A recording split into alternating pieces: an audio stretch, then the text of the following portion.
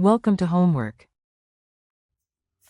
Alright, so we're given a bipartite graph denoted by k of m and n, and we have to find kappa and gamma for the same. Now kappa here represents the vertex connectivity of the graph,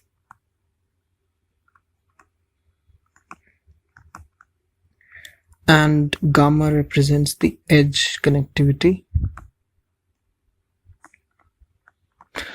What does that mean? It means that the number of edges we have to remove from the graph so that the graph becomes disconnected. That's what gamma means. And similarly for kappa, we denote vertex connectivity by kappa. And what does that mean? Similarly as edge connectivity, it means that the number of vertices removing the number of vertices such that the resulting graph is disconnected. Or you can also say that for a non-complete graph, the minimum number of vertices in a vertex cut are represented by kappa. Alright, so I hope that's clear. Now let's move on to the question. We're asked to find kappa of kmn and gamma of kmn.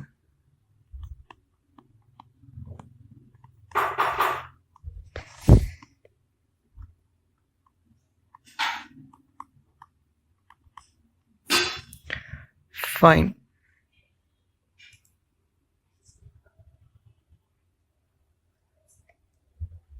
So in a bipartite graph, the m represents the number of vertices in a certain set, and n represents the number of vertices in a different set. What happens is, in a complete bipartite graph, there's an edge connection between every vertex of the first set and the second set, something like this. It'll get a little clumsy here, so I hope you get what I'm trying to say. This is what a bipartite graph is, where the number of these vertices is n and the number of these vertices is n. So we have to find kappa of such a graph. So obviously no two vertices in the same set have a connection between them. As you can see here, no connection and no connection. So what we can do is we can just remove the whole set m or n, and that would result in a disconnected graph. Yeah, makes sense, right? So by removing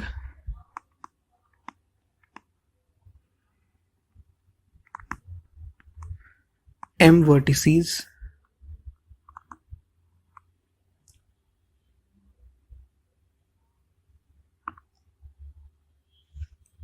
we can say that the graph becomes disconnected.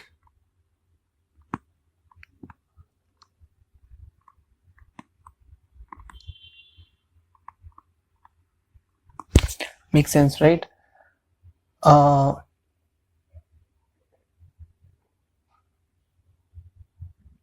Let's say if you remove fewer than m vertices, what would happen then? There would always remain a vertex that has a connection with all the other vertices of the graph, of the bipartite graph, and so it would not be a disconnected graph.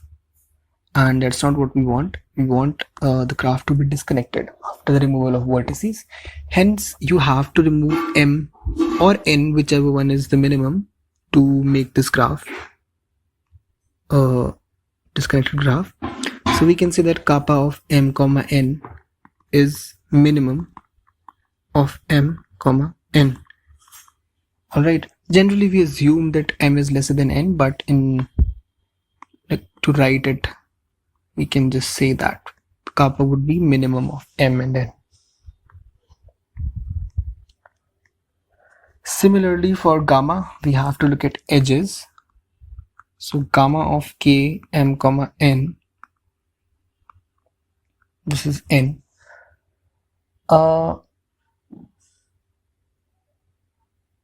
Let's say we have a simple bipartite graph with m equals 3 and n equals 5. Or let's say we have even smaller graph with m equals 2 and n equals 3. As you can see, there's an edge from every vertex of this set to this set. Alright, so to make it disconnected, you have to remove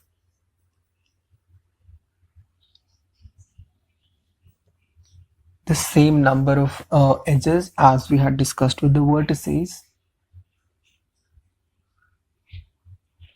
And why is that so?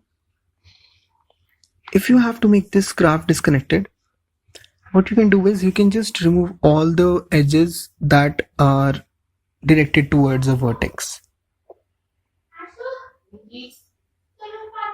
So this would mean that disconnecting the graph by removing all the edges incident to a vertex in the larger part would do the work.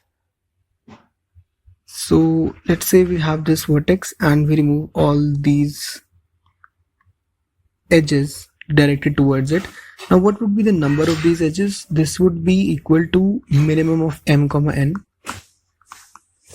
or the number of vertices in this set. So by this we can say that gamma of k m comma n is also minimum of m comma n.